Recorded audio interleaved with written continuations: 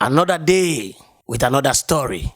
We are on our way heading to Eburi to visit an interesting woman, also from the USA. Her name is Dr. Sharita.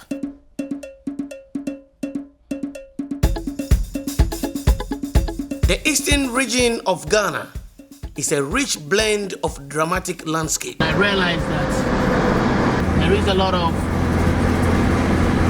people from Jamaica, Trinidad, Tobago, all sorts, who are living in Eburi town and our other few villages. Eburi is a town in the Equapim South Municipal District of the Eastern Region. A population of about 18,000. Farming and woodwork is their main occupation. Say a film but you Eburi Botanical Garden. Auntie, I am going to mother. So now, you know, we pick up a tour guide, okay? That's how it is. We pick up a tour guide and he's going to take us to the Eburi Botanical Gardens because we didn't really know where we're heading to, you know? It was just a guesswork. But you can't get lost in Africa. Even though there's no address, the address is the people.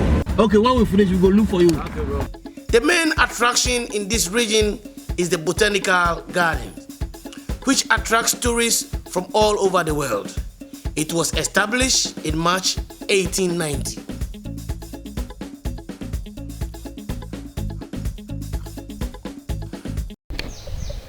Right. Okay. I finally made it. I tell you my little story. You know when I called you and said I was 15 minutes away? I was having a shot of palm wine. Oh, okay. I'm just curious to know where you coming from. Which part of the world are you coming from? Straight out of Compton. Straight out of Compton, California, Los Angeles. Dr. Sharita Yazid. Yazid. Dr. Sharita Yazid. That's where we get into now. What is the meaning of Sharita and what is the meaning of Yazid? Sharita means river. Okay. And Yazid means forever increasing. Forever increasing. Yeah. Wow. And Yazid got that Islamic. Yeah, sounding. it was just a name that that I picked because of the meaning. Okay. You know, so just looking through the book and yeah. Oh, I like the meaning. Yeah. And that's how we came. It wasn't so much of being religious or anything like that. Yeah. If you don't mind me asking, this is a bit personal, but when did the title doctor started? I would say probably 2008 is when I took on the title. Yeah. Yeah, I'm a naturopathic doctor. Yeah, because I've done a few research on you, and you are into a lot of wellness and holistic and herbs and I mean natural organic life. Where did you get that from and how did you get into it? Well, my parents are also herbalists and naturopaths as well. So and then you know they're also from the south of America. Okay. Which is still very African. So you got it from your parents. Yeah, it just kind of just went on from there. So all these studies that you did, did you like actually go to like a naturopath school or? Yeah. Okay. Yeah, I went through naturopathic programs dealing with specifically with naturopath and medical doctors that were black and for the black body. Yeah. For the African body. Okay. So because a lot of times we end up going to these schools and we're not studying us. Yeah. So then when it comes down to when I have that client, I'm not able to relate to them in the right way. So you do a real specialty program that is based for black people, black body. That's who I studied under, people who study African people. Okay. All right. Yeah. Keep watching ZOH TV. ZOH TV is international. Yeah. Did you always wanted to come back to Africa, or it was just something that one day you wake up and thought, oh, you know what? I want to go to Africa. Or was it something that you actually sat down and planned it? And what was the force behind it? Well, I wanted to live in Africa out of high school, since high school. Okay. But my parents are Pan-African. So my father was always pushing, you know, Africa, Africa, go to Africa. Everybody has to go to Africa, you know, and all that whole thing. So when the opportunity came after, you know, 6 babies and, you know, working. 6 babies? Yes, yeah. Wow. Viewers, did you hear that? 6 babies. And she's still looking very beautiful.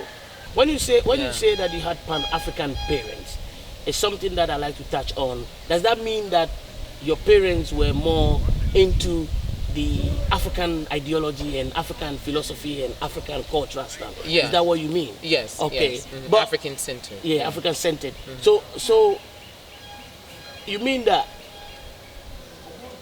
driving, like coming to Africa now, most of that, you know, kind of forces were coming from your parents. They motivated you to come to Africa. Yeah, because they came a couple times before. You know, they talked to me about, you know, their experience and, you know, all of that. Yeah. And I had never, at the time I had never been out of the country. Then I went to Jamaica. That was like a little feel. Yeah. People said it was like a little Africa, what have you. Mm. And then did it take your parents time to actually want to come to Africa? Because I know a lot of people who do not want to come to Africa because of the media image. And thinking your generation and then your father's generation, and they already made it to Africa. That would be very interesting at that time when they wanted to come to Africa. Yes. Did they tell you a story like people say don't go there, blah blah blah blah blah? Oh no, you know what? I didn't get a lot of that because they knew another story besides what the media was saying. Yeah.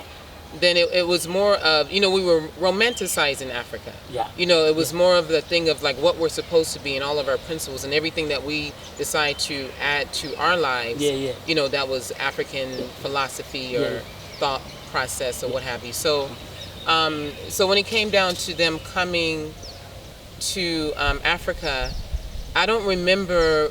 And it could have happened, but I don't remember too many people say, "Oh my God, you're going to Africa? What about this? What about that?" So what year did you make it to Ghana? 2006, August 2006. Yeah. And that was. I celebrated my 36th birthday. 36th in birthday. Africa. Okay, Yeah. we're not talking about the age here now. You know, don't try to It's do the all good. mathematics, okay? We're not doing mathematics. Oh, over it's here. all good. My mother said if you're doing what you're supposed to do, you always tell your age. So Yeah. So 2006 landed in Kotoka International Airport. Yes. How did you feel? First time in Africa. I felt like an exotic, what we would call an exotic plant. Yeah. Because it's exotic because it's not from there. Yeah. Right? Yeah. And then I was taken away from here, Yes. put into the soil there, Yeah. and I did okay, Yeah. you know. But then it brought me back to my original soil. And then I just opened. You came, like in Ghana here, practicing what you are practicing. Do the average Ghanaian actually understand your mindset? Like in terms of telling them, oh, okay, I'm a holistic naturopath. You know the jargons that we use to describe what you are doing. Yeah. Do a lot of Ghanaians get connected with it? The average man on the street, Well, do they understand it? Not necessarily in those terms, Okay. but I don't speak to them in that way. Depending on who I'm talking to, sometimes I might deal with a Ghanaian that lived in the United States that might have heard, you know, these things. Yeah. Or if I go into the village, and they may not understand even vegetarianism or whatever, but they understand herbal medicine. They understand bush medicine. They understand what's natural. Africans do know what's natural. You know, and so I talk to them in a way of living the way our ancestors lived originally. Going back to how our ancestors used to live. That's what Dr. Sharita is talking about. So when you hear about naturopath, you know, the organic living and stuff like that, it's nothing strange. Because I know some of our brothers don't understand and they think, oh, you know, I'm speaking to you there, right? Because I want people to understand that she is on a subject that is very important for us in terms of health and diet. Keep watching ZOH TV. Out of all the places in Ghana, you didn't choose any other place to live than Eburi, or were you living in any other part when I first came, when I made my final move in 2008, I lived in Tema. When I was there, my children were like, you know, they were like, oh. like what is this? Is this Africa? This is not what we were expecting. Yeah. You know, and so, and this at the time I'm moving, so I'm trying to get furniture and trying to get the house set up, so I'm in and out. Yeah, I mean, to put it in a short, the city life was not the life you were looking for. It wasn't the life that your children were looking for as well. They had an idea. They had a different idea. Yeah. So then someone told me about a brie. Yeah. And then they told me that it was cool. It had less mosquitoes. And that the environment was really clean. I think something that you guys, something that you guys will really like to hear, you know, is the breeze and no mosquitoes. You know what I mean? So you don't have to take too many shots to come here. There's been some few people from Jamaica and Trinidad and stuff like that that have moved to Ebury. And on my way, I saw Rita Mali's how do you call it? The studio. Yeah. So have you bumped into any of people who have come back from, you know, the other side of the world? Yeah, that's true. It's true. A lot of us are here in Akuapem in the whole, you know, mountain. Yeah. But because we're kind of like the people that live here are different than the ones who came to live in the city. Okay. We came here because we want some peace of mind, some serenity. Okay. So we deal with each other, you know, on certain occasions, but it's not like an everyday interaction. Okay. You know, so we're around and the community is here, but we only kind of interact when there's an event or something going on. Okay. But for the most part, we kind of just, you know, keep to ourselves and live amongst our community. That's another thing about us here. Is that we live amongst our community. Yeah. We integrate into our community as opposed to we're just here and then we're only dealing with each other. Okay. You see what I'm saying? Yeah. So you guys have dealt with each other for too many years. Yeah, exactly. It's time to now dialogue with the cousins. Exactly. Right. I want viewers, diasporians or African Americans, the Caribbean boys and sisters in Brazil and every part of the world where black people are. I wanted to give them an encouragement word. You want a better environment to live in. You want to be around more friendly people, less rent. The house I stay in is I have a nice 3-bedroom house on a hill overlooking, you know, mountains. I pay $266 a month. You can't do that anywhere in America for that style of a house or a home.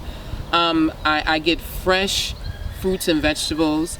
I know it's fresh because they don't have the refrigeration to hold an orange in or a banana in for 2 and 3 years. Yeah. My food is fresh. I can just walk out my door, walk down the street. I can get food anywhere.